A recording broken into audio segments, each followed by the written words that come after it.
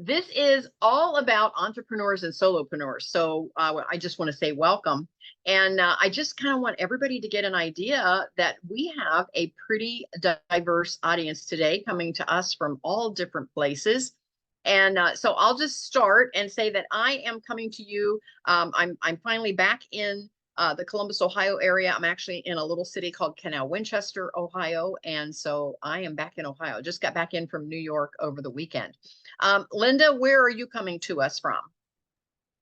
I'm coming from Washington, PA, which is between Pittsburgh and the Ohio border.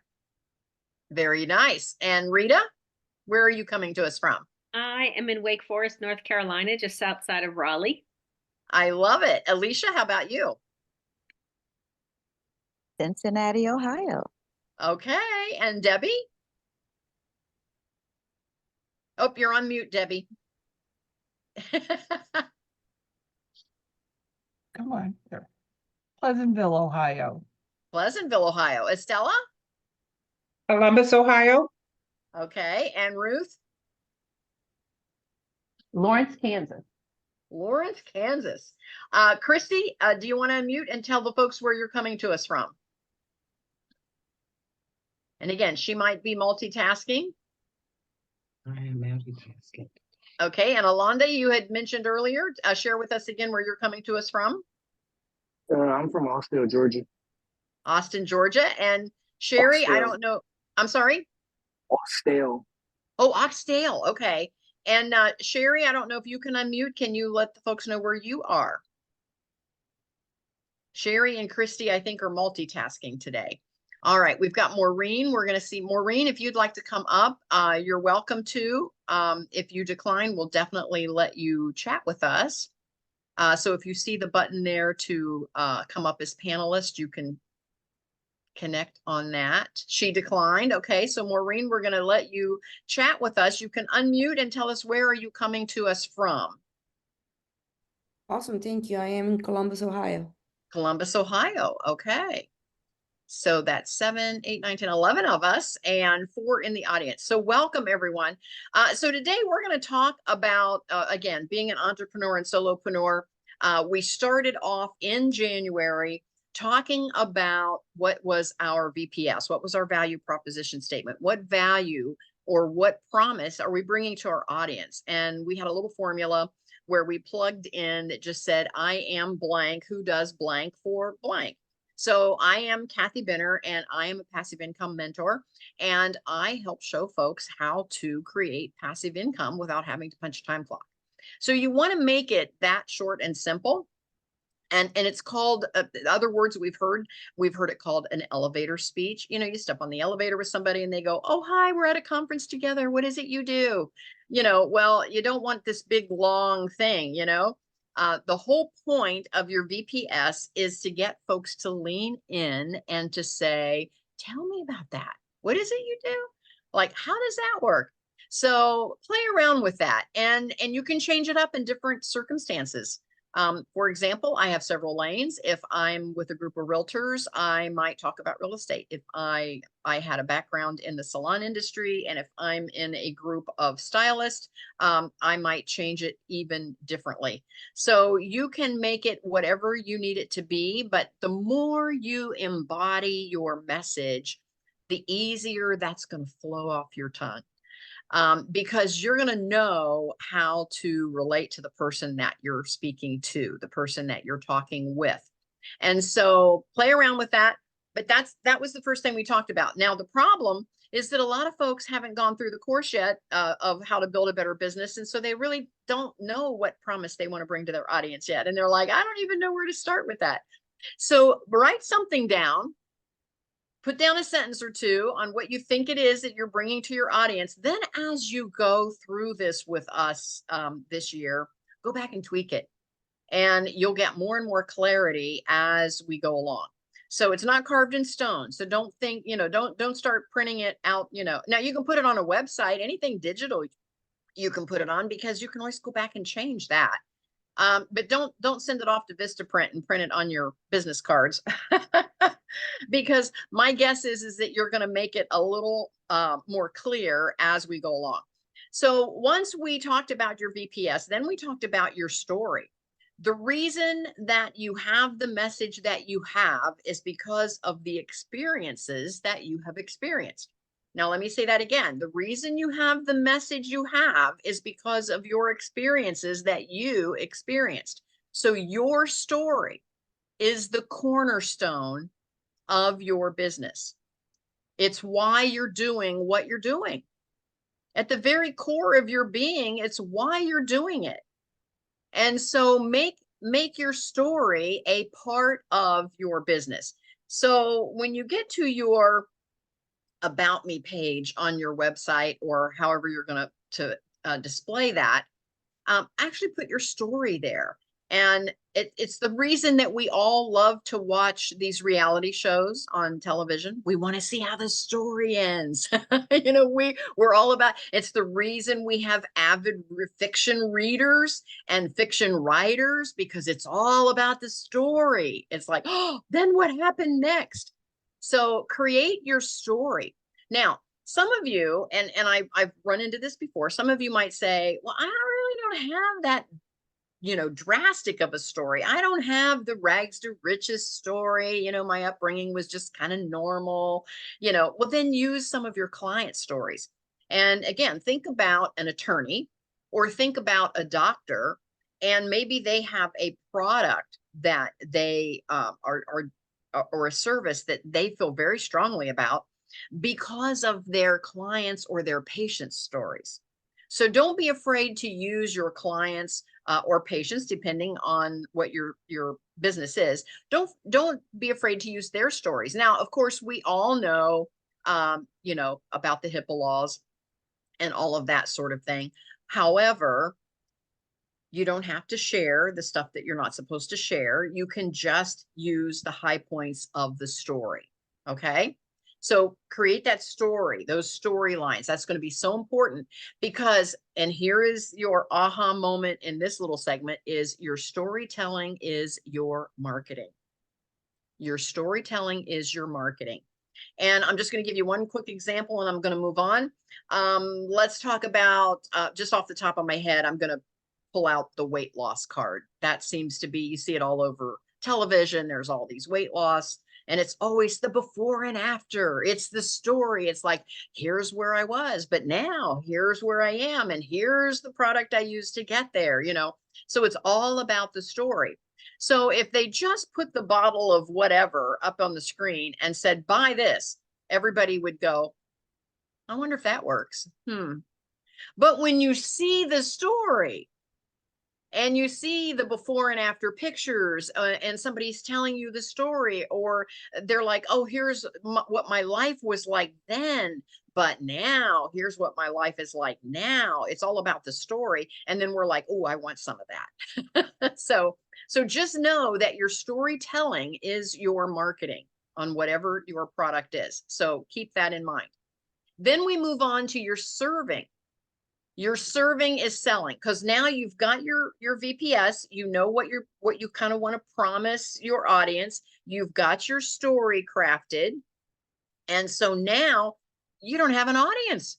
You're like, well, who's going to hear my story? And who am I going to tell my VPS to? Because I don't have an audience yet. And so find someone else that has the same audience that you have, that your story and your products would complement. They're not in the exact same business as you, but they have the same audience as you. And then figure out how you can serve them. How can you come alongside them and serve them with no return expected? No return expected. Because if you try to calculate that and go, well, if I put in 3 hours serving this person, then I'm hoping to get 10 new clients. Yeah, that's not going to work. You have to take the lid off. You have to take the blinders off. You have to just serve for the sake of serving. You have to just give to that other person. It could be something as simple that they do a monthly meetup and nobody's bringing morning coffee. And maybe you could volunteer and say, I'll bring the morning coffee for your meetup. I'll make that commitment to you. Do you think they'll notice you? Do you think they'll maybe mention you to the group? You think maybe they might say, hey, and let's give some kudos to Debbie. She's bringing our coffee every week. Or let's give some kudos to Rita because, she's setting up our signage every meeting. Just something to serve that person. And all of a sudden, they're going to start highlighting you to their group. Okay. And all of a sudden now that audience that they have is going to know who you are. And again, it doesn't have to be, and I'll give you a perfect example. And there's several on this call that are familiar with this. So I go on to Clubhouse. For those of you that don't know anything about Clubhouse, that maybe do or don't, it's just another social media app, kind of different from the ones that we're used to. Anyway, I go on Clubhouse and I run into this gal. And I love her heart. Okay. And so I want to have a business with heart. And so I decided that I wanted to serve her. And I didn't even know what her product was yet. I just knew that I loved her heart and I wanted to have a business with heart. And I'm here to tell you that your tribe will find you. And so I knew that the folks that were finding her were also folks with heart. And I wanted my tribe to have heart. So that's why I decided I wanted to serve her. So I just showed up every single time she had a Clubhouse meeting. I showed up. And after a while, she was like, Kathy, and Ruth as well is in our audience today. So Ruth knows who I'm talking about. And Ruth was invited to do this as well. Ruth and I, we were faithfully showing up and showing up and showing up. And then she says, I have to travel. Kathy, do you think you could host my meetup for me? Yeah. And then a couple of months later, Ruth was hosting the meetup for her because she was out for some other reason. So occasionally when she was out, she chose the folks that were there, that were surrounding her with love, showing up, supporting her, serving her. And so then she started handing her group over to us. Since then, Ruth has been a public speaker at one of her events, and so she highlighted Ruth to her entire tribe. I have been a speaker at some of her events, and so she's highlighted me to her entire tribe. And do you think now that her tribe knows who we are? Yeah. And all we did was serve her. And our business is totally different. What I bring to the table is different than what she brings to the table, and what Ruth brings to the table is different than what she brings to the table. But she knew that we also had the heart for our business. She got to know who we are. Since then, I've met her personally several times. She's even driven over from Miami. And so this will give segue as to who she is. She's driven over from Miami several times to meet me in Sarasota. We hang out, we have dinner together. She's invited me to stay at her home. I mean, it's crazy. And all I did is I met this girl on Clubhouse and had never seen her before. And so that's how easy it can work. So when we get to that part, again, you're going to write your VPS, your value proposition statement, then you're going to craft your story, because guess what? Every time I showed up on Clubhouse, everybody said, well, Kathy, what's your story? Good thing I had that down.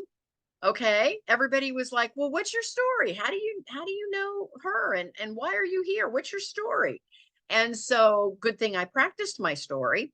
And then I just served. And so now you're building relationships. And so then as I started launching, and for those of you that have gone down through the series of the things that we talk about, as I started launching my different products and services, one of the easy ways to, get visibility is to create a podcast. We're going to talk about that way down the line. And one of the easy ways to have a podcast is to interview people. Well, guess where all my interviewees came from that first year? They all came out of her Clubhouse room. Because as I listened, are you ready for this? As I listened to other members' stories, I said, ooh, I want to have her on my podcast. Ooh, I want to have him on my podcast. And so now guess what I'm doing? Not only, and here's your aha moment for this segment, not only am I borrowing their audience when I interview someone on a podcast, because they're going to go tell their whole tribe. Hey, I'm going to be on this podcast. Listen in. So not only am I going to borrow their audience, they're going to borrow my audience. So now we're borrowing each other's audiences. And guess what happens? The impact just gets larger and larger and larger. I met Rita on the same Clubhouse call. Yes, Rita. And I kid you not, I heard Rita's story. And just, I think a time or two in, I went to the messaging, in Clubhouse, and I'm like, Rita, do you want to help me on it? And so Rita is my co-host on our health and wellness podcast. And Rita came to me out of that same Clubhouse room. And I knew immediately, as soon as I met Rita, that I wanted to partner with her in a health and wellness podcast. Why? Because I saw her heart, and I wanted a heart-centered business. Okay. Does that make sense to everybody? So again, you're growing your business organically. And guess what? As you grow it organically, it sticks better. How many times do you see a one-time wonder out there on let's use Facebook as an example, and you see some ad and it promises you all these things. And so you buy it, and sure enough, it has all the parts and pieces that it claimed to have. It had them, but you didn't build any relationships. You just got the stuff. And so now, where is that stuff? You may have implemented a little bit of it, but most of it's probably in a folder, lost in the back of one of your file cabinet drawers, never to be seen again, because you don't go back and revisit it. And you think to yourself, I spent a lot of money taking that course, but you never built any relationships. And so that's why it's all about having your story and serving those other organizations so that you start to build those relationships, if that makes sense. So now we're at a place where we've talked about the VPS, we've talked about our storytelling, we've talked about our serving, but now when people say, okay, I know what it is that you want to bring to the world, I know your story as to why you're here, and I see that you're here serving my organization all the time, but how now can I help you make money? What product are you bringing along? And so now you have to start thinking about, how am I going to put together my products? So what I teach on your products is to have a free offer, kind of like the Jimmy Dean sausage offer.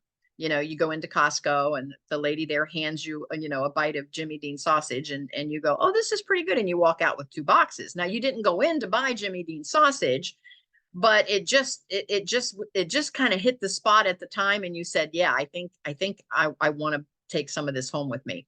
So when folks take on your free offer, they're just trying you out. Okay. And here is the problem that a lot of folks have. They try to hold back on that free offer because they're like, well, I don't want to give away the gold. I want to save that for my high ticket item. I just want to dangle a little carrot in front of them. Well, folks realize that you're dangling a carrot. Now, when you buy the Jimmy Dean sausage, it's the same sausage that you're going to pay full price for, that you got to taste. So when you're doing something for free, do it full force.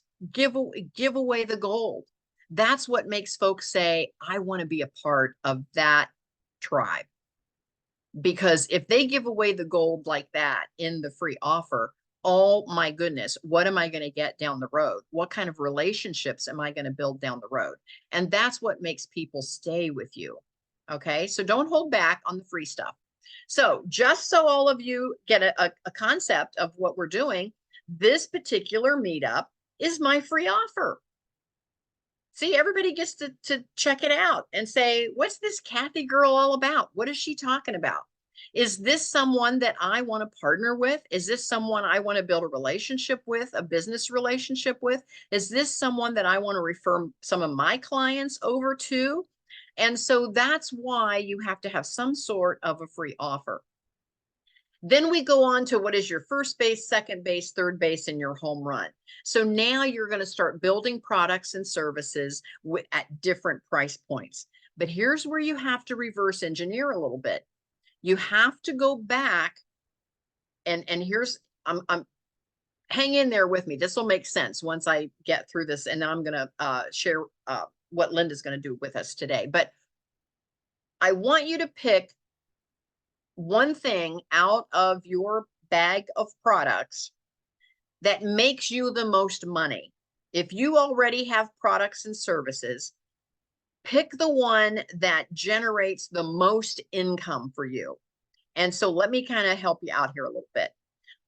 I was a Mary Kay consultant for years. I had beauty salons for 25 years, and I encouraged all my stylists to do something in addition to styling hair. I said, you've got a captive audience, sell something. So some of the girls decided to do Mary Kay. Some of the girls decided to do Avon. Some of the girls decided to do Pampered Chef. They all picked one of those multi-level marketing. So my question to you in multi-level marketing, since that's something we all are kind of familiar with, is it better off for you to have a client, or is it better off for you to bring on a team member? Anybody have an answer for that? A client or a team member? What do you think? Which is the better thing to have? Team member. Yes. Thank you, Estella. The reason is because a team member then will continue to have clients, and you're going to get a piece of the pie. Every time they sell something, you're going to get a piece of the pie because they are part of your downline. They're part of your team. Are you with me? And so as you're thinking about what is your biggest money maker, if you were in a multi-level marketing business, your biggest money maker is going to be building a team. So now you want to pick that money maker and make that your third base. And we're going to reverse engineer this, and I'll tell you why. Make that your third base. So if having a team member is your third base, then reverse engineer that. What would be your second base offer? What might make somebody want to become a team member? Well, maybe it's inviting them to one of your team meetups. So now maybe make a second base offer, getting somebody at a team meetup. What would make somebody want to come to a team meetup? Well, maybe that's having a customer, a raving customer, raving fan that loves the products. So that could be your first base, is creating a client and then moving that client. See, that's why I'm using the baseball. Moving that client from first base. First of all, you gave them a free sample. We're reverse engineering it all the way back around the bases. You gave them a free sample to just get them to come to the ball game. Okay. Now they're at the ball game and you've made them a first base offer. They're now a client. They've now purchased a product from you. Now on a second base, you're going to get them to a team member meetup. So you have to have some sort of an offer to get them there. And then finally at third base, they're going to become a team member. And so then you have to decide, if that's my get them to the ball game and my first, second, and third base, what's going to be a home run? A home run is going to be someone that comes to the ball game, they become a client, they go to a team meetup, they become a team member, and now they're building a team. And you've now made a home run out of that one client by building that relationship with them. So that's why you have to start. And I know it seems a little awkward, but you have to start with your third base and decide, what is the money maker? What is it that makes me the most money every single day? Because not every one of those money makers are going to make you a home run. Not every one that bats that gets to third base is going to make it in on a home run. But you know what? More third base players get across the home plate than ones that are out at first. So that's why you're building these offers to get them around the bases, because they're more likely to give you a home run if you can get them to third base. So that's going to be your bread and butter. Now, I'm going to give you another analogy. In the salon industry, I did nails. I was a nail tech. And so every time a gal, and for you gals, I know we got a couple of guys on the call, for you gals that ever have or know about acrylic nails, you know that you build a nail right on your nail plate and your nail underneath continues to grow. So every 2 to 3 weeks, you had to go back to the salon and get what was called a balance. And they had to fill in that growth part in the back, or else that nail got a little teeter totter. It started to come up in the back and it started to come off. And if you didn't get a balance, your acrylic nails would ultimately grow off. They would fall off. And so you had to continually get a balance. And so once you got a gal in your chair as a nail tech that was getting balances every 2 to 3 weeks, that was your bread and butter. Why? Because she had to come back every 2 and 3 weeks. And some of my clients were with me the entire 25 years that I was in business. As a matter of fact, a couple of them are still mad at me that I retired because they had to go somewhere else to get their balances or their nails would fall off. And so, they were hoping that they could just come to my house even now and I would still do their balance. So anyway, the point of that story is I never gave away balances because that was my bread and butter. So what could I get somebody to come into the salon? How about a free tanning session? That got them to walk in the door. Then maybe my first base offer would have been, would you like to have a manicure? It's only, I don't know, 12 bucks, 15 bucks, 20 bucks, whatever. Yeah, I'll do that. And then I would dangle that carrot again. I would say, hey, have you ever had acrylic nails? Well, no. Would you like a free full set? And everybody was like, Kathy, why are you giving away free full sets? That's the most product you're using. It's the most time you're spending to put a full set on someone. And I said, because she has to come back every 2 to 3 weeks for years if she loves that full set. So do you think I did a crappy full set, or do you think I did a really great full set on that gal? I wanted her to love those nails so that she said, oh, I'm keeping these. I'm going back every 2 weeks, every 3 weeks. I'm getting my balance. And that's how I built my salon business, was giving away tanning and free sets of acrylic nails. Okay, so think about in your product box of what you have that is your bread and butter. Don't give that away. Even if you feel like you're giving away a bigger ticket, you're giving away something that will cause them to buy the bread and butter and stay in there. Now, in my business today, I'll be totally transparent. I have a membership site. And in your membership site, you get the entire academy. That is my bread and butter, because the membership site is just a flat $25 a month, and it just goes on as long as you want to be a member of the academy. So that is my bread and butter. And so now I do these free meetups so that you get to meet me and know what it is that I'm all about. And then you can either buy a course if you want just one course, because it's, it's a one-time cost that you're going to spend. It's not going to be that $25 a month forever. It's just going to be a one-time fee and you get the course. But then you might say, oh, I really liked her at the free meetup. I really enjoyed the course. I think I want to join the membership site. That's my bread and butter. And then someone might say, you know what? I love the free meetups. I love the course. I love having the membership site where I can tap into all the courses and all the replays and get all of that stuff. But I want some one-on-one coaching with Kathy because I want to move along a little faster. And that becomes my home run. Not everyone that comes to this free meetup is going to buy a course. Not everyone that comes to this free meetup is going to join the membership site. Not everyone that comes to this free meetup is going to get private coaching with me. There's a jumping off point all along the way. And there's going to be the same with your products and services. There's going to be a jumping off point all along the way. But you're going to have a course, because again, if I had 20 people jump on a call and all 20 wanted private coaching with me, I wouldn't have enough room on my calendar for that. You see where I'm going with that? So you really, if you say, oh, in a perfect world, I'd have 100 new coaching clients. You couldn't handle 100 new coaching clients.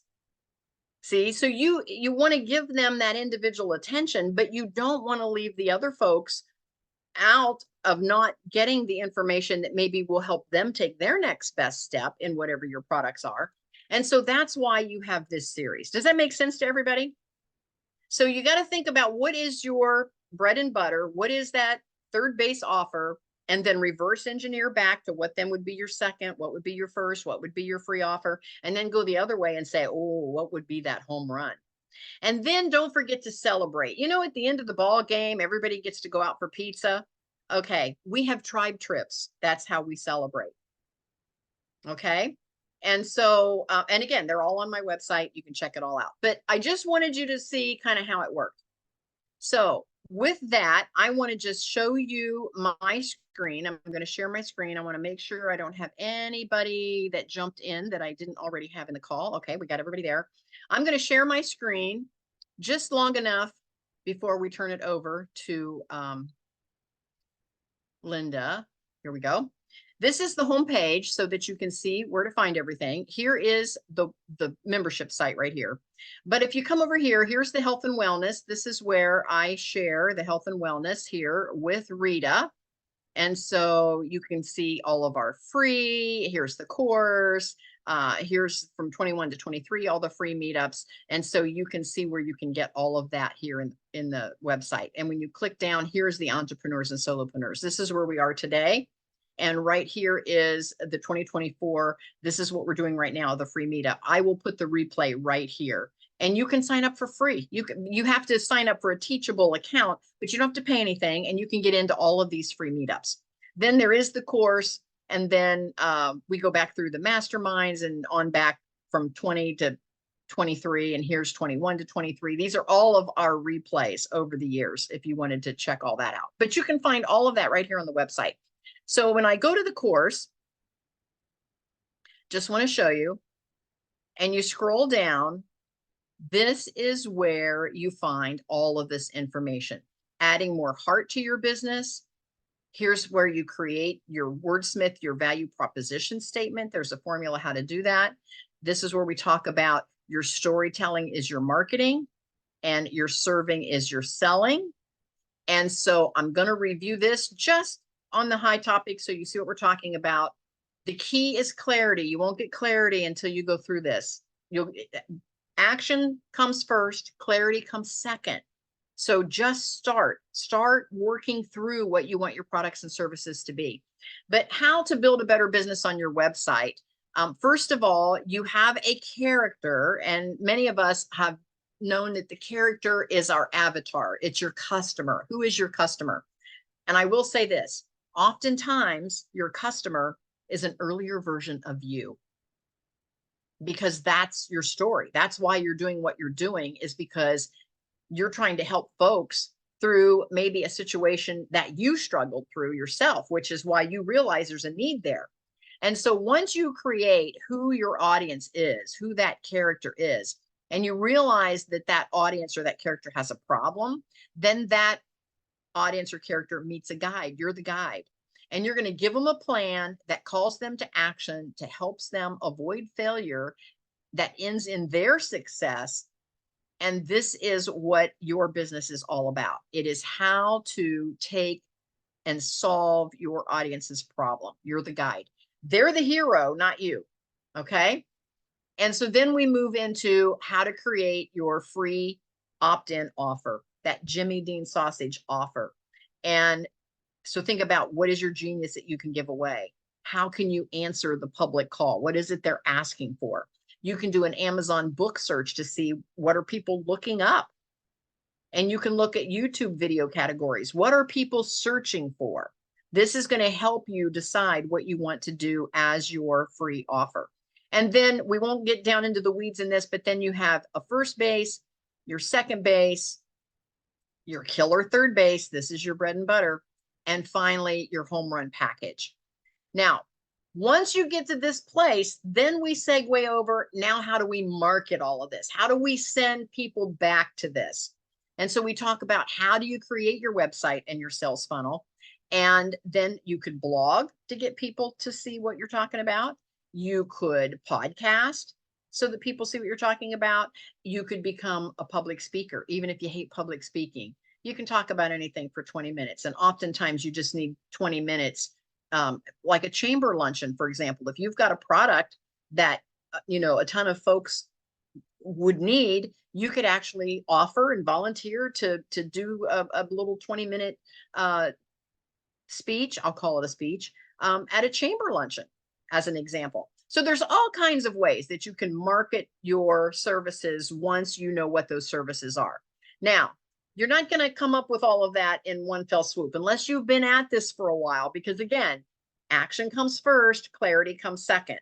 So you're going to get out a pad and paper and pen, and you're going to start maybe jotting down some ideas and how you're going to take your clients around the bases. Okay. And then once you know how to take them around the bases, then it's like, now how are we going to get the public at large to know that we're here? And that's where the blogging, the podcasting, the speaking comes in, because now you're pointing back, but you've already created some of these products and services, and they're not carved in stone. You're going to continue to tweak them. So one of the things that we can do to create a product is that we could have a 5-session something. And you see these all the time online. It can be a 5-session mastermind. It could be a master class. It could be just something. Now, you can make that your freebie so that folks get to know, like, and trust you and go, oh, I do want to know more. You could make that your first base offer at a very entry level price. You could make it your second base offer at a little bit higher price. You could even make that your third base offer. It could be your bread and butter. It could be, I'm doing a 5-session mastermind and I'm only doing it by application only. I'm only letting 10 people in. The ticket is a little bit higher. And this is going to be how I generate my income. So you could make it any one of those bases as you want to make it. And that's the joy of putting your products and services together. But the first thing you have to decide is, who is that character? Who is that avatar? Who is that audience? Because you have to enter the conversation in their heads, not make them enter the conversation in yours. And so you have to meet them where they are. And so that's why you've got to do a little bit of thinking and a little bit of research and say, what would attract them and what would they purchase? Now, I will give you a little hindsight here. Oftentimes, we won't sell anything any more than what we would buy ourselves. So if you're stuck charging more, go out and buy a package. Go out and pay someone else. And then you'll be willing to charge. And here's my example. So I would hire a brand new nail tech in my salon. And she would say, oh, well, I can't charge that because I'm brand new. And I say, well, do you do a pretty good set of nails? Well, yeah, I do a great set of nails. And I go, well, then how come you can't charge? Well, because I'm brand new and I just don't have the confidence. I don't feel like I can charge that. And I'd say, well, do you wear nails? Well, yeah, I'm wearing nails. And I'd say, okay, I want you to go down the street. I want you to pick a salon that you've never been in before. I want you to go in and I want you to get a balance. And I want you to pay and I want you to tip the nail tech really well. And then come back. And they would go, okay. So off they would go. They would come back in the next morning. I would say, did you get your nails done? Yeah, I did. Did you pay full price? Yeah, I did. Do you love them? Well, I can do better. I said, then why aren't you charging full price for yours? If your nails are as good as those nails, why are you not charging? Well, maybe I can charge after all. Maybe my nails are that good. So sometimes you just have to build the confidence that your product is pretty good. So go ahead and if you want to do a 5-session masterclass, join a 5-session masterclass. Check it out. And again, I'm not saying go in and pick it apart and go, oh, well, I would have done that instead of that. Or I'm saying go in with an open mind and say, could I do this? Could my 5-session mastermind bring the kind of change that my audience is looking for, the way the mastermind I'm in is bringing the change in my life? Can I steer that and do that for someone else? And if the answer is yes, it will give you the confidence that you can do this thing, that you can go ahead and charge and put your products out there. Does that make sense for everybody? So don't get analysis paralysis where you're just constantly going, oh, if I could just tweak this a little better, if I could do that a little better, then I would be ready to launch. Go ahead and launch something. And you know what? It's always messy at the beginning. And it's okay. And so that's why I encourage all of you, whatever it is that you want to maybe even move into your big ticket item, go ahead and make it your freebie and invite all of us. You know, we'll encourage you and we'll help you and we'll let you know how it's working for you. Does that make sense? Yeah, but you have to get started. And that if you take away anything today, it's just get started. And so with that said, Linda has put together a 5-session. And Linda, am I correct? We are on session 4? Okay, session number 4. And I'm going to let Linda start. And because we've got some new folks on the call today, I'm going to let Linda give you just a brief background about herself as to why she's bringing this message. This is her message. This is not my message. This is her message. And she is practicing on us. And she's done a couple of these already for a fee, but she's volunteered to practice this on us so we can see how it's done. And she's going to give us a little bit of her backstory and then bring us up to speed and kind of show us, you know, pull the curtain back a little bit and kind of show us what went into her putting this together so that we as creators can actually see how she did this. So Linda, I'm going to turn it over to you. Okay, thank you so much. So my name is Linda Thomas, and I am the founder of the Legacy of Love Project. That ended up resulting from my own life experience. I have lots of years in brick and mortar business. So I've done all the things from speaking with customers face to face, inventory management, like you name it.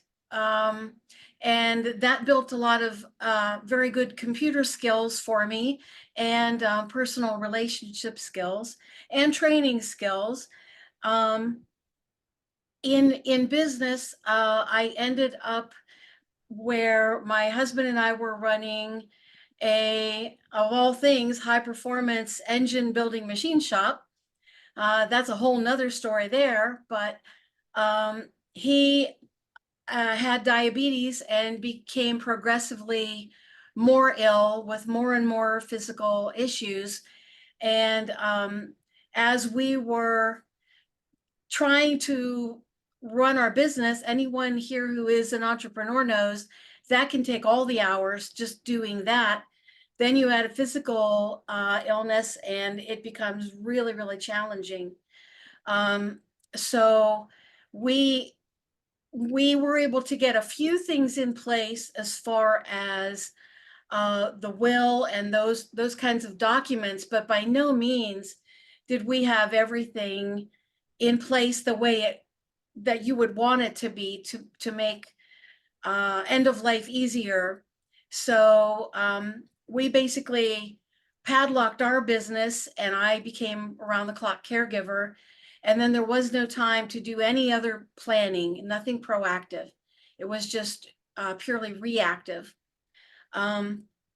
So he did pass away, and then I had kind of a recovery and mop up all in one for a while. And so I worked for other companies for a while, didn't care for that, and began speaking and coaching and building my business that way. For one particular client, things that were going on in her world really tied in with what I had experienced. She was older, just under 80 years old, had let go of her virtual assistant. All of her digital affairs were in shambles. And I could see that with the health issues that she had, that when she passed away, which wouldn't be a long time in the future, I knew that a lot of her intellectual property and her life's work would be completely lost. And I was, I think, more aware of it than she was, but I could see that we had a real ticking time bomb going on. And it was a race against time to try to collect and secure her digital assets. before her health would completely give way. So as I kind of dovetailed my experience with what I was encountering with her, I just saw so many vitally important things that people needed to have in place, particularly people who were content creators, leaders, authors, any kind of content creation. Those people were especially vulnerable as I was looking at all of this. And I just started writing down all the things people needed to be on top of, to know, and so many things that could bite them that people have no idea about. So that has led to a 5-day challenge. It has led to workshops, and then I do have a longer form full course where I walk with people hand in hand to collect their information in a way that is not overwhelming and not scary. And there's so much support. So instead of being overwhelmed and never starting, you can do it step by step. So that's kind of the genesis of all the things that I'm into. So Linda, how did you, how long did it take you to get this kind of clarity that this is what you wanted to do? Now, I know you were in the clouds, you know, right after your husband passed, and like you said, you had a lot of things to work through and a lot of mop up to do in the business. I get all of that. But when you finally said, I want to make this into a business where I can put together these products and services, from that point, how long did it take for you to get some clarity as to what you wanted your products and services to be? Okay, restate that last question from which point? From when you decided that I want to turn this into a business, I want to turn Mhm. this into a coaching, teaching, online platform business where I can help folks, to where you got clarity with what those products were that you wanted to offer.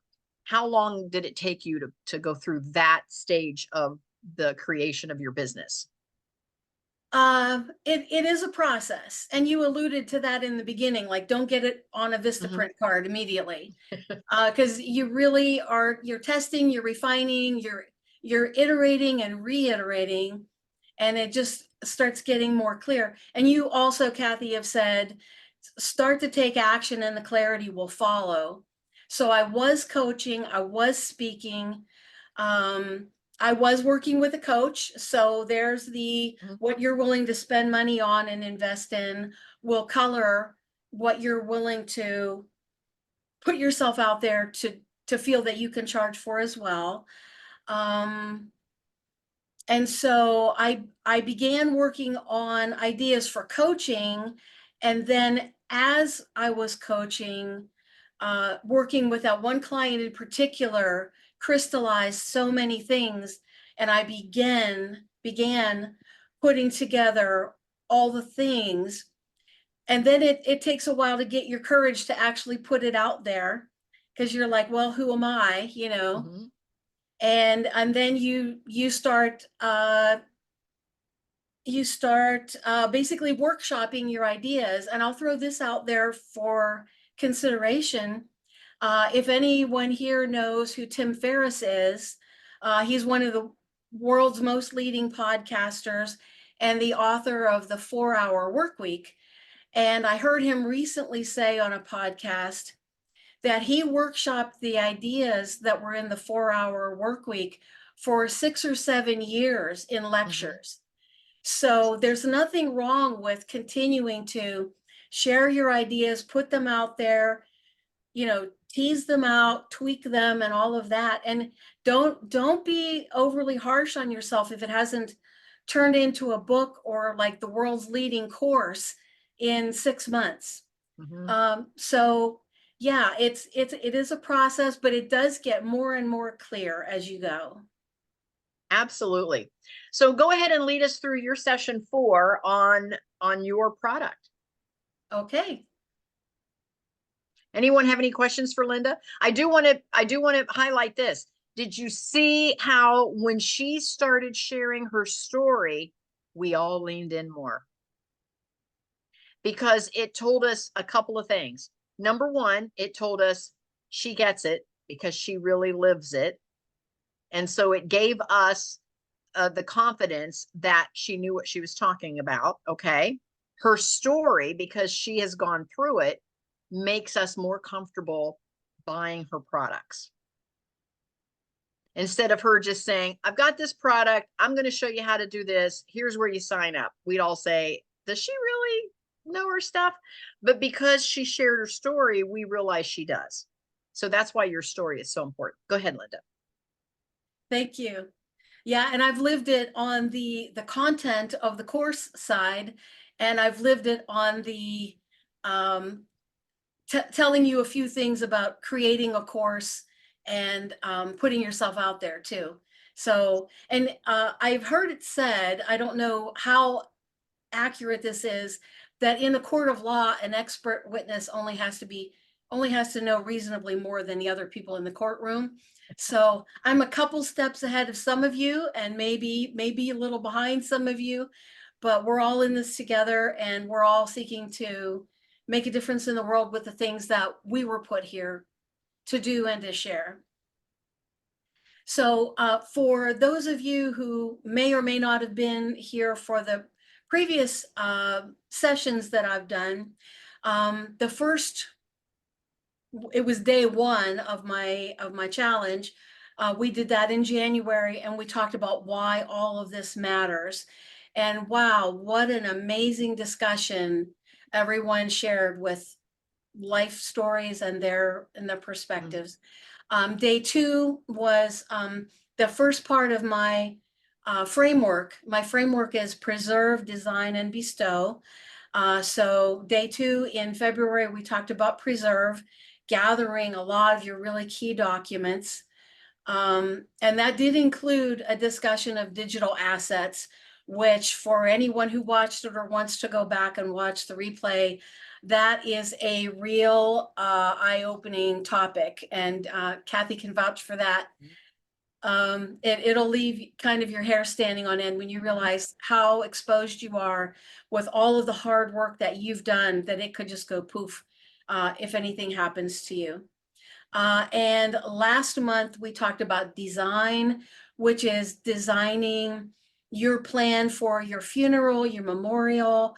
What is it that you want to happen and how, and leaving your wishes and instructions in a way that they can be followed. But also it's designing a plan that enables your surviving loved ones to live as smoothly as possible in the new normal with you not there. And it is so freeing and empowering for you and for your loved ones if you take these steps, because everyone's shoulders can come down from around their ears and people can start to realize it's gonna be okay. I mean, ain't none of us getting out of here alive, so let's all be real. We won't be here forever, but we can make things to go as beautifully and smoothly as possible by taking some time now while we're of a sound mind to think these things through, because let's not assume that we'll all maintain mental clarity right up until the day we pass. A lot of people don't have that luxury, and if they didn't put their plans in place, it becomes a true nightmare for their family. And I have many people that I've spoken to that have shared some really heartrending stories.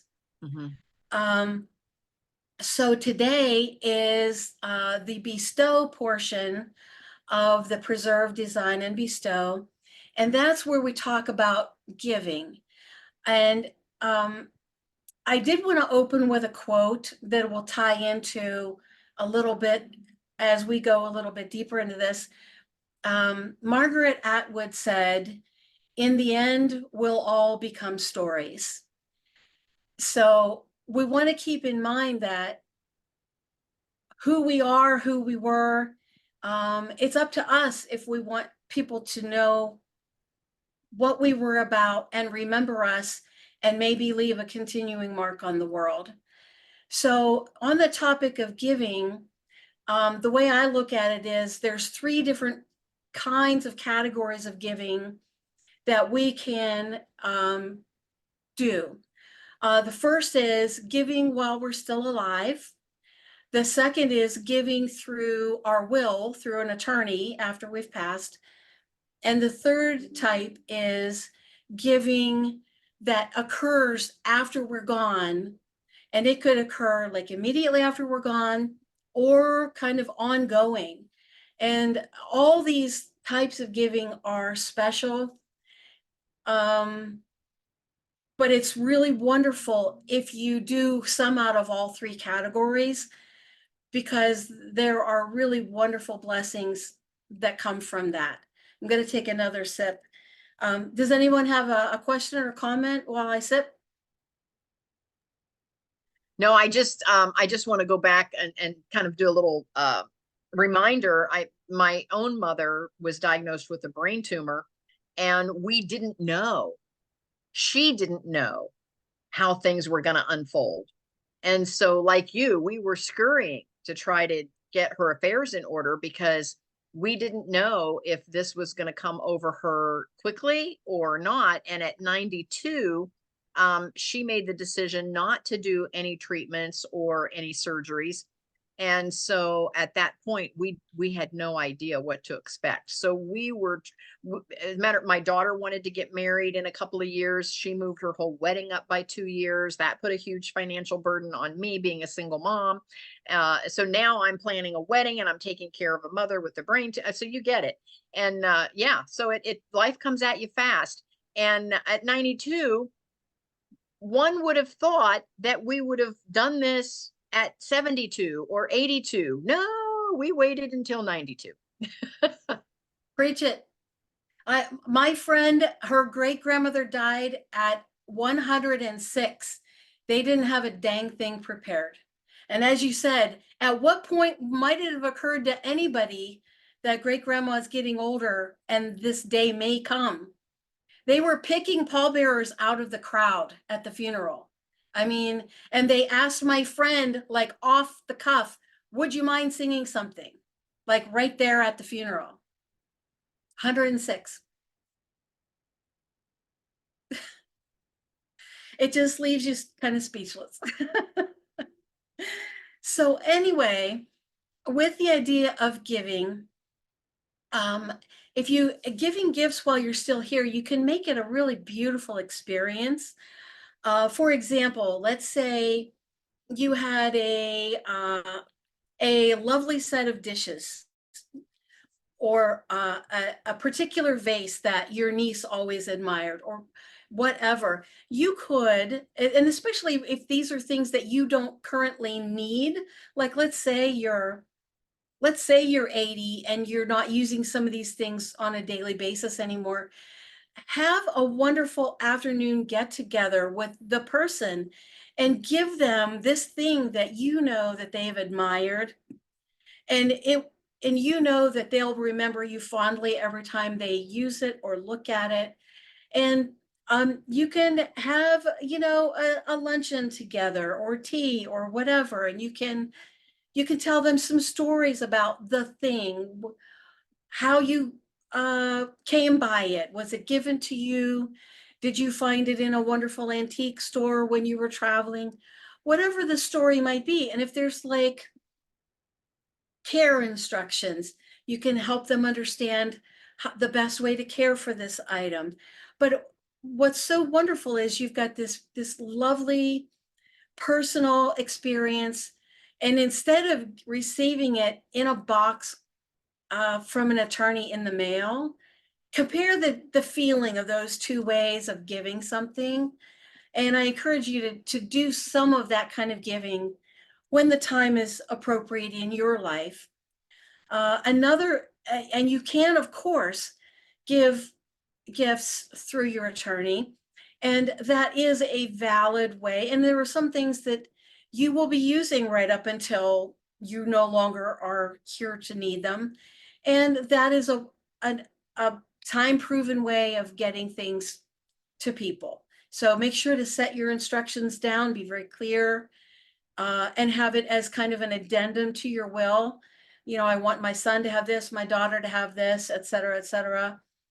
And be sure to have your will secured so that I have personal knowledge of families where people destroyed the will or raided the home during the funeral to cherry pick the items that they wanted. And some of us here have also heard stories like that. So have your will be secured, have copies of it, and have your specific wishes in writing. In the preserve section, we do spend a bunch of time talking about the will and some specific things that you need to include for clarity and for protection, and to make sure that your wishes are implemented. And then the third way of giving is after your passing. And there are some really heartwarming and memorable ways that you can do that. You can collect a lot of your stories either on audio recordings, on video, in a blog. You can have an email account where you just capture ideas and share stories in that, and you'll give your loved ones access to that email as part of your will. They'll find out the password and all of that, or you could share it with them just before your passing. There are many wonderful ways of getting your stories written down. There are books that you can write the stories into. There are email services that will send you an email prompt like every week. And at the end of a year, all your stories will be gathered into a book. So forgive me 1 second, I just need a sip. Okay, so your stories, there are people that you've known your whole life and you do not know their stories. And so when we can take the time to capture these stories for those who live with us or follow after us, this is what's going to have you be more than just a dusty picture on the wall. You're going to be a real person, all fleshed out and real to them. Other things that you can pass on after your passing are things like experiences. Just to throw out ideas, like you could purchase concert tickets, or a hot air balloon ride, or a trip that you would pay for and have that message delivered to them after your passing. I've heard of people, for instance, a husband who passed, who had flowers delivered to his wife every week for a year. So just ways of continuing to show your love, even though you're not here anymore. You could even give a puppy or a kitten, if you know that the person who remains has a passion for that, and it would bless them to have the companionship. You could, select from a litter just before your passing, and when it's time for that young one to be weaned and okay to be separated from its mother, it could be delivered to your loved one. Once again, only if it's a blessing to them and not a burden. That needs to be something that they would be up for. Another thing that you could do before your passing is to share, for example, prized family recipes. So you could have everyone in the family come, or one-on-one, and show them how you make your special strudel or your cookies or that amazing roast that you do, or whatever it is. Ethnic recipes that are prized in your family. Make sure everyone knows how to make them. It's different when you show them versus leaving a recipe card to them. So once again, all these experiences and these ways of cherishing one another and being together. I hope some of these ideas are landing that might resonate with you. Another a wonderful thing to leave is your ethical will, to actually write down the things that matter to you, the things that you stand for. Like, let's say your name is Jones. This is what we Joneses believe. This is what Joneses are about. This is how we operate in the world. And this is a way for people to know not just what really mattered to you, but to see how you would wish for them to carry on in the world. And then for generations that are not even born yet, for them to know, great grandma was a pistol, she was something else.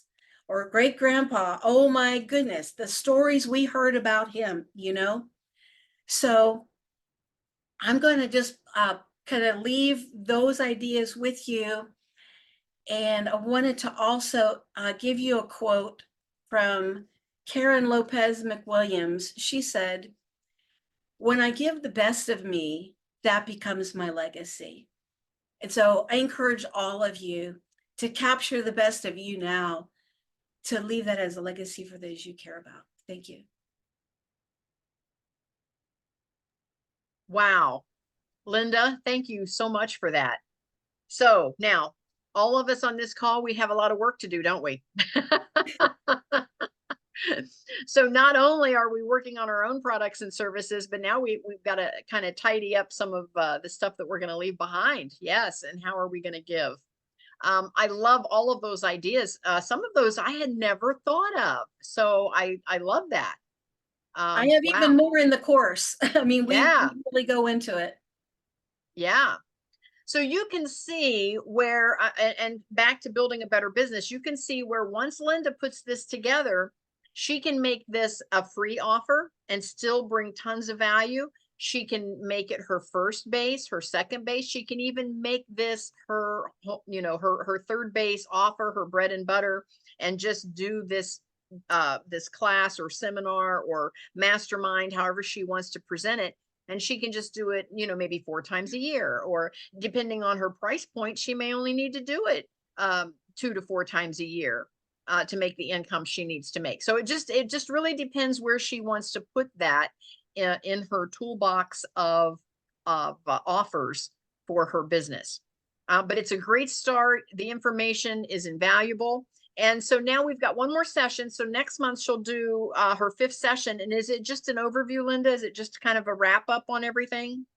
Well, there's additional value because I do bring a lot of food for thought. Okay. Okay. It's not just a recap. Okay. And what I do want to invite her to do, and I want all of you to understand the whole purpose of this, I want her to also bring her call to action and offer whatever it is that comes next. Okay. And I want all of us on this call to know that she's going to do that. Now, don't feel obligated that you have to buy in, but if it speaks to you, by all means, you can. But I want you to see how she also creates her call to action to upsell this particular 5 session to take you to the next level with her, because that's what we're all going to learn here is as we put together our products and services, how then do we segue into bringing our audience to the next level? How do we make that offer, and what does that call to action look like? So just expect that next week. Again, I don't want anybody to feel like we're expecting you to sign up, but by all means, if it does speak to you and you do want to sign up, by all means do so. So anyway, that's what I want to say. I want to go around and I want to ask everyone before we go today, if you could come up with, go all the way back, reverse engineer all the way back around the bases, clear back to your free offer. What would be your Jimmy Dean sausage offer? What would be something that takes no thought on your audience part to go, yeah, I think I'll check that out. I'm not going to have any skin in the game. I can say no, it's not a big deal, but I want to check it out. What could be your free offer?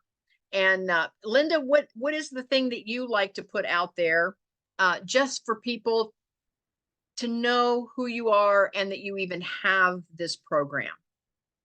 I have put out several different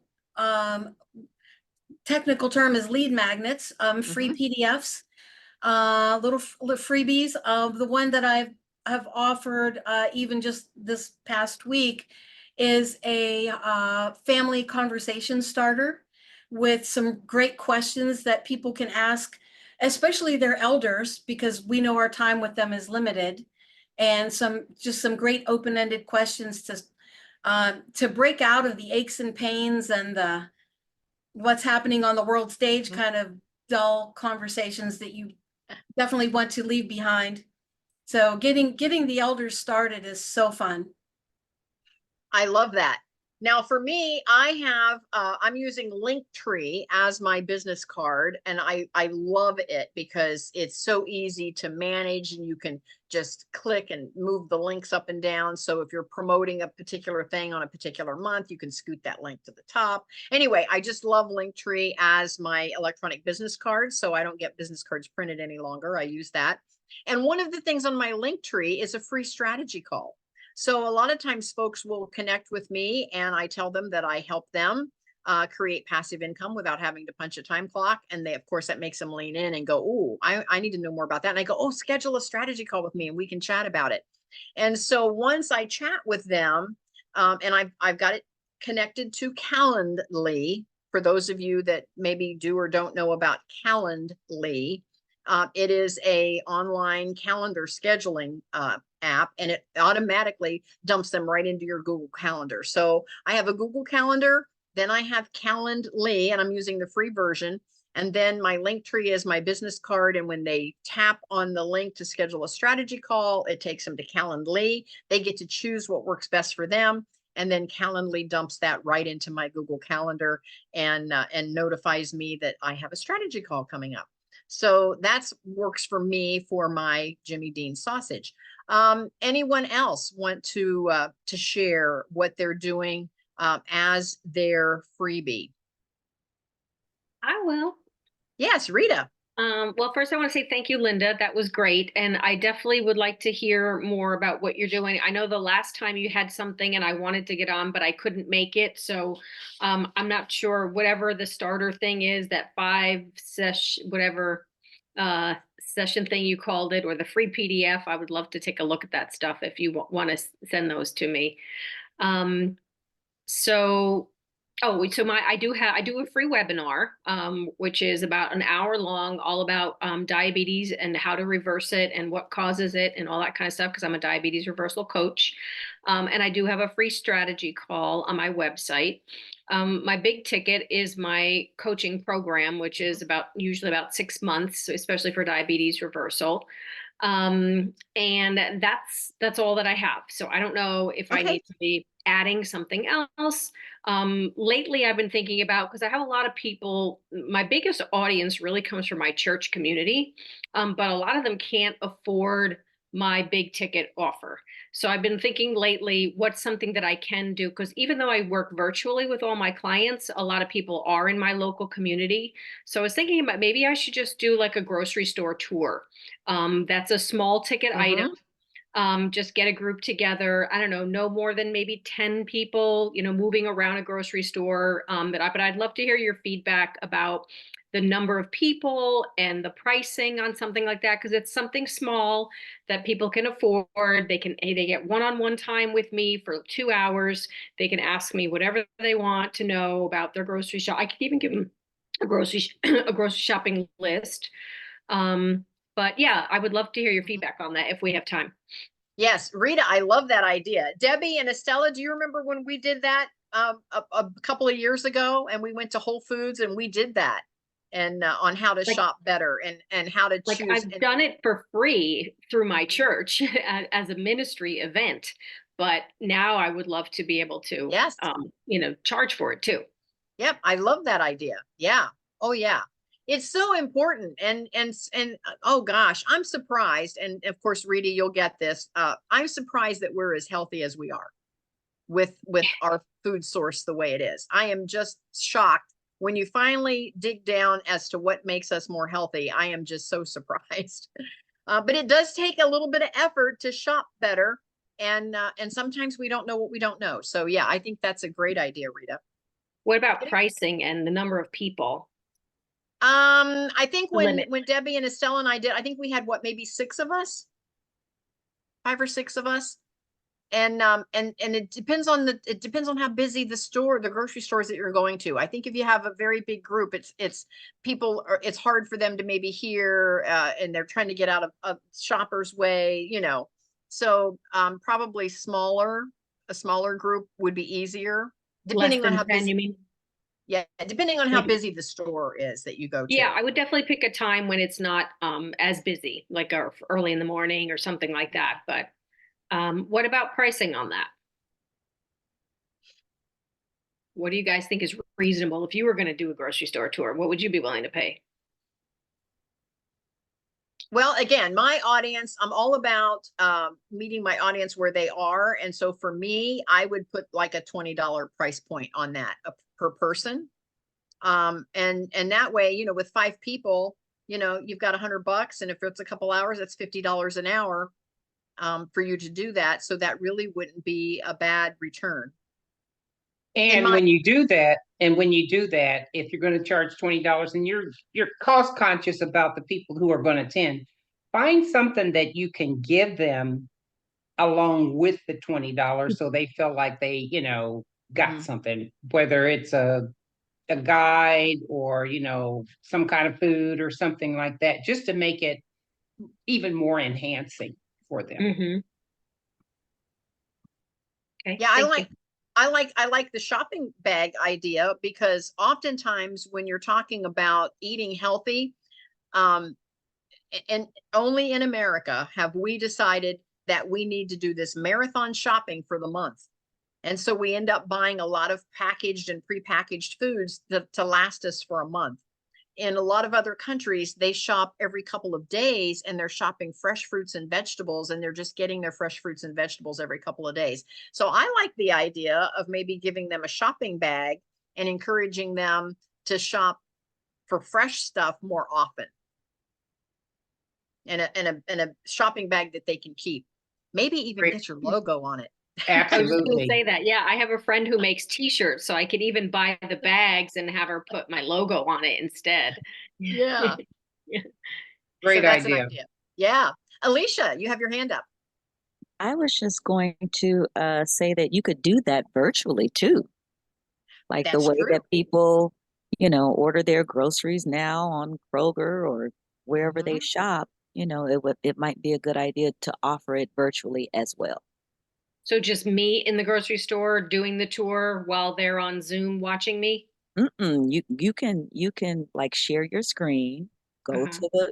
to the Kroger shopping or whatever it is. Oh, You know what I'm saying? Like gotcha. Like an and Instacart show kind of them Instacart. checklist. That's what it's called. Yes. Yes. Okay. Something like that. Or yes, go to the store and do it virtually like that too. Like that's another great idea, really. Like you could do Mm-hmm. it all 3 ways. Mm-hmm. And offer people, because people they may want to come into the store. They may want to shop Instacart, but then they may want to see you actually in the store and choosing, certain items and things like Mm-hmm. that. So the more you can offer, the better. Hey. Yeah. Gosh, now the wheels are turning. I've got all kinds of ideas running around in my head. I like this. And Linda's hand was up, and then Yes. Linda. You're on mute, Linda. Yeah. And I was trying to lower my hand. That didn't take either. Try that again. There we go. Yeah, so I love what Alicia was saying. And I think maybe a hybrid of both would be great, because so many people are shopping online, but I feel like the immediacy and the realness of you in the supermarket, maybe have someone go with you to hold the camera or the phone, or you just be doing this, with your phone, and have some kind of, an earbud with a mic so that you're not fighting that part. But I feel like the immediacy of you in the fruit section, like picking things up, or in the other areas of the store, picking up a package and turning that info and saying, holy cow, do you see how much sodium is in this thing? Don't buy this kind of thing. You know what I mean? I feel like it would be so real and so instructive versus strictly on a screen, saying, oh, and then I select this in the Kroger app. I feel like it doesn't pull them in as much. I'm much more of an in-person kind of girl. I like people. I'm heart-centered. I like to see them, feel their heart, feel what they're going through, and be able to answer their questions in real time. And then also just see what's there, because that's how I shop. Like I look at I don't buy the same products every single time because it depends on how they look and what their prices are. So, but yeah, thank you. I appreciate that. Right. Someone else, I think Debbie had her hand up too. And Yeah. I was Yes. just Oh, gonna thank you. say, like if you're in the fruit and vegetable section, I don't know how in depth you go with those calls, but if you show them how to select something at the best point of ripeness, that's valuable because a lot of people don't know that either. Mhm. Mhm. Mhm. Thank you. Debbie had her hand up Debbie, too. yes, Debbie. Rita, Yes, ma'am. going back along with what Alicia said, if you did a what do they call it, FaceTime, or you can do Zoom, you can gain a larger audience from anywhere. And by doing so, then you can turn the product over and show us the label and point out to us what you look for in a product and what not to look for in a product. And and I'm going to say this, that walking through a produce department and showing us what to look for in certain produce, like broccoli, and carrots and Brussels sprouts, any of those things, and especially, green beans that they're now doing fresh and putting in a bag for you, even though I wonder what kind of preservatives are on the green beans to keep them long in the bag. But I know for me, I think that would be well worth my time on a Zoom call with you going through a grocery store, instead of me having, I'm out in the country and driving 2 hours to go shopping. Eesh, and I personally would like to advance to doing Instacart or whatever you call, going and picking up my groceries, and they've already done it for me, because to me that keeps me from buying the things that I shouldn't be buying. And also, Rita, I think another good thing would be to show us ways I know what I do to preserve my vegetables when I have them in the refrigerator, how I keep them lasting longer, and the containers I use. And for some people that can't go out every 2 days to go shopping, but say have to go once a week, or say every 2 weeks, that's to the extent that I can usually have fresh vegetables in my fridge, is up to 2 weeks. I can keep them fresh. And Yeah, and that's I a can good help with idea. 'Cause this. a lot of people do end up wasting produce, so that's a good idea. Thank you. Yeah, there's a lot of ideas there. I love this conversation. Debbie, how about you? Do you have a free offer that you put out there to get folks interested in what you're doing? Well, I finished my article for the magazine this morning. Okay, And we do have a magazine. Articles are due on the 6th, April 6th. And it really got me to thinking ahead. And then listening to this today, I have things that I wrote down that I can offer. I don't know what order. I'm not to that point yet. But one thing I did was, I can offer a 30-minute call to someone that would like to talk about some of my products and what they can do for them, the benefits. The other thing is I can redo my 6-month shopping list that will help people think, oh, I can't do that, but this way, this could help them. And then the other thing was in line with what Rita was talking about with shopping online. I can do the same thing in a Zoom call. I can take them through my process of shopping through my account and show them the different things and how easy it is to do that. And so, like I said, there's 3 things that I've just written down and are so it's spinning in my head. For those of you that don't know, Debbie is affiliated with a company that does a lot of holistic products.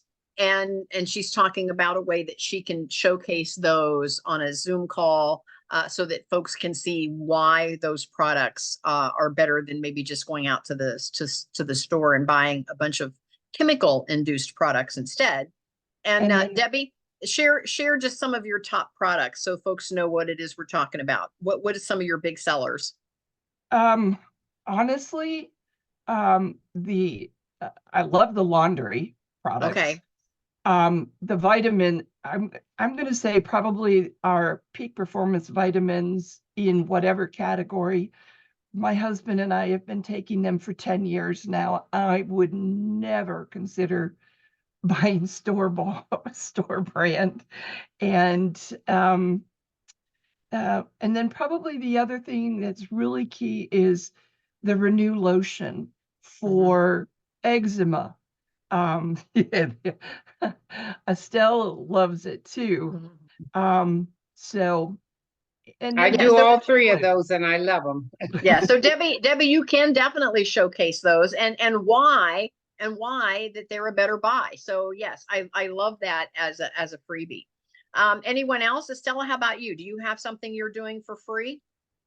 Well, I don't have it out yet, but I will do it.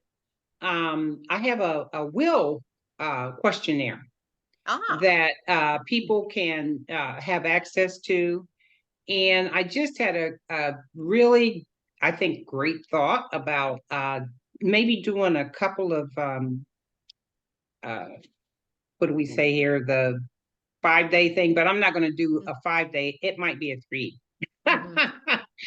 And mine will be primarily focused on the will, because I think that's one of the most critical needs that people have. And I just absolutely love what Linda is doing. So somehow it will be tied in and the next step is. But just looking at how life can be when you have a will and how life can be when you don't, how that impacts families. And so I think that would be something that I could do and even get some testimonies from people to say, they didn't have a will and this what happened. We had a will and this what happened.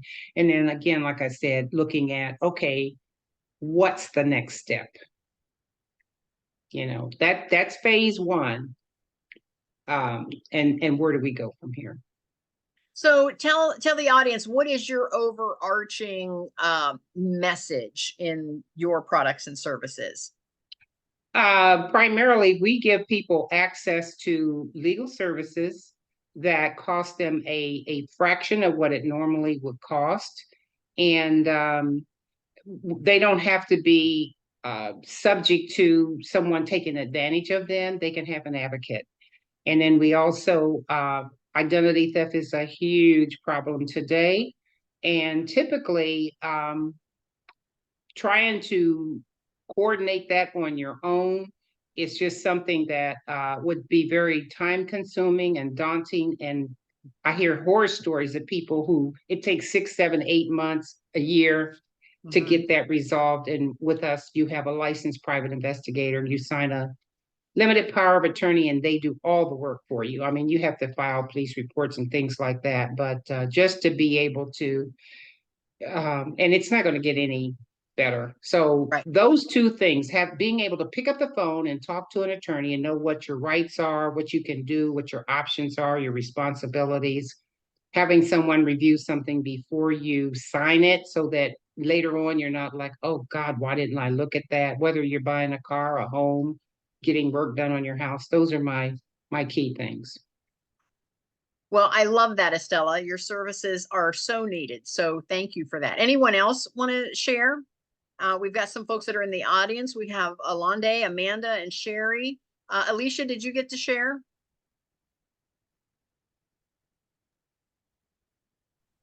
I'm actually working on developing Unboxed, which is an organization for multi-creatives.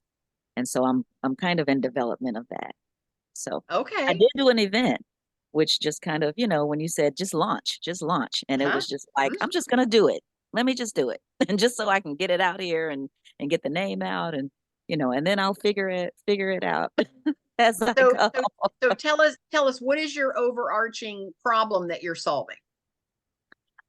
Helping multi-creatives understand that you're wired like this. You're not wired for just one thing. When you hear somebody tell you, "Oh, just focus on one thing," and you can't, there's a reason for it, and we just have to help you organize and manage your gifts, your creativity. So that's it. And again, you see how important that message is as well. Yes, I love it. Alicia, thank you so much for being with us today. Thank you. Thank you. Alonde, any comments from you about the call today? Or is there a business in there that you're putting together that you're wanting to launch?